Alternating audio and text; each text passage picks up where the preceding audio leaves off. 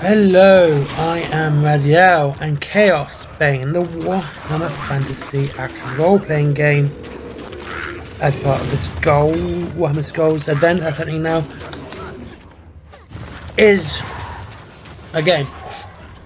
You play as either an Empire Soldier, White Elf Mage, Dwarf Slayer, Wood Elf Scout, a Witch Hunter or a Dwarf Engineer. They each fulfill a role, i.e. Scout, Tank, Mage, Healer, etc. There is no customization at all in Chaosbane outside of armour and weapons you pick up throughout the playthrough. And I would not call this customization, just upgrading your armour and weapons like every other action role-playing game. You can't even change your gender in Chaosbane. The Wood Elf Scout is called Alessa and she is a female. There is no way to play as a male one. It is just aesthetics, not that really big of a deal, just something you need to be aware of. The story is Magnus has been cursed and you have to save the Empire by fighting chaos, and just chaos, even in the extra after game parts. You're going to fight chaos. In Inquisitor Martyr at least, you gotta take a break from the main quest to fight Eldari and Tyrannids. Not in Chaosbane, just chaos. And sometimes they've had a palette change too. And this is to suit whichever god you're fighting against in that particular level. As I said, Magnus is cursed and you have to save him. First is Nurgle around Nuln and in the sewers. Korn is in the streets of Prague. Then you go to the woods and Elven ruins to fight Slanesh. Then, shock horror, you have been tricked by Azim's worshipper. And you now have to go through Warhammer Chaos and you defeat her as a Lord of Change. That is it, you've saved the day. Congratulations, that is it. No real twists and turns.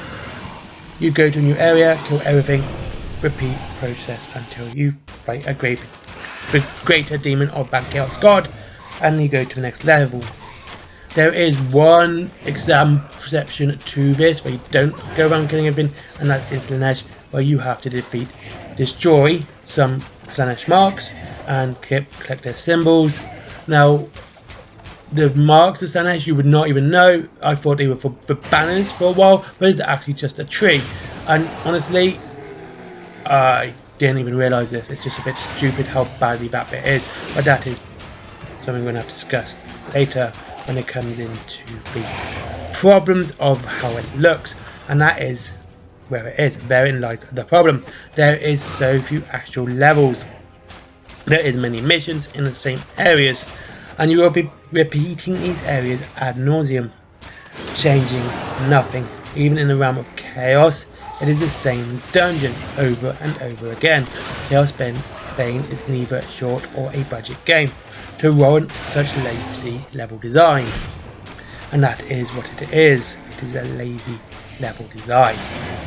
And it's the same with the enemy design too. The only real difference between each god's force are the demons, which I guess they had to do because you couldn't paint the blood letters pink and say they were Slanesh. People are aware, especially fans of Warhammer, that each demon looks different. But saying that, there is actually one point which it is pretty much a palette swap, and that is with the Mutiliths, which I'm quite surprised that Slanesh it's just a bit weird, okay? But yeah, you get some big monsters which are just literally palette swaps for each god. Anyway, saying that, Chaosbane does look pretty good. The great demons are monstrous and the levels are pretty grim. Even Slanesh is.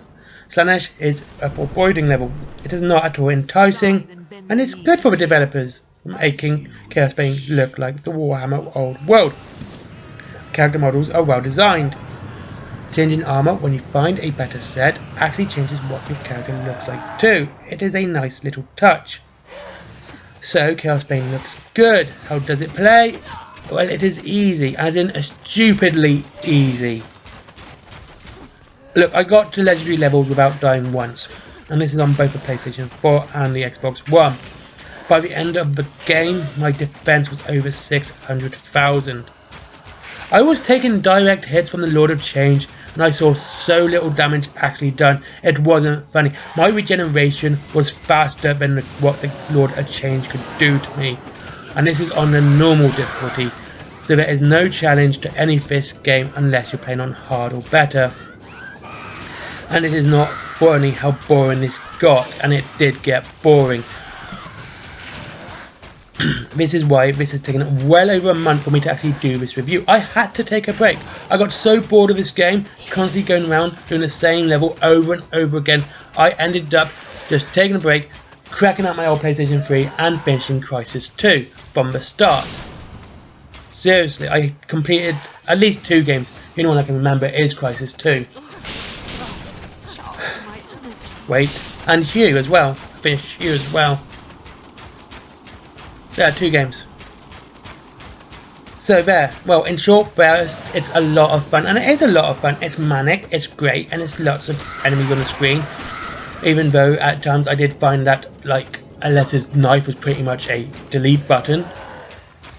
And with friends, it's great fun too. It is, like I said, it can be manic, there's lots of enemies on screen, and it makes it a lot of fun in short bursts. And with friends, on your own, it gets too easy, it's too repetitive for anything other than short play. If you're going to do long periods of play, you'll probably find this completely tedious. And I did find it tedious. And I love these sort of games, especially when they're manic. When it's a complete mess on the screen, and I have to... I love it. But I never felt any form of challenge or that, you know, I was going to die when I was overwhelmed. I just pressed Y, slammed Y a couple of times, and that was my delete button. I'm not even joking, it's pretty much a delete button for Alessa. So, should you get it? I think if you've got friends to play it with, or you're okay with short bursts, yeah, get it. It's fun, it's great fun. If you're thinking about doing a long play, honestly, no, don't get it. It's just boring. Anyway, that's it. Thank you very much for watching. I have been Raziel, and down below we have a new link, which is Wayland Games. Basically, because I really like Wild West Exodus and I want more people to play it, and they do decent discounts, and it is a good. I do like shopping with them. It's not just, you know, if it's down there, I do like them. Okay. Yes, it's Wayland Games now, not Element Games anymore. We also have Forbidden Planet as always, and of course we have my t-shirt for the comics. If you wish to support me in that personal way, if you just want to give me money, there's Patreon too. It's only asking for £1, but that is that. Anyway, thank you very much for watching. I hope you enjoyed this. I hope it was great fun for you. And now I know you've just been watching me just bounce on the created demons throughout this entire video. And thank you. I hope you all have a good day. Like, comment, and subscribe. What do you think of Chaosbane? Did you enjoy it? Do you hate it? And see you all soon.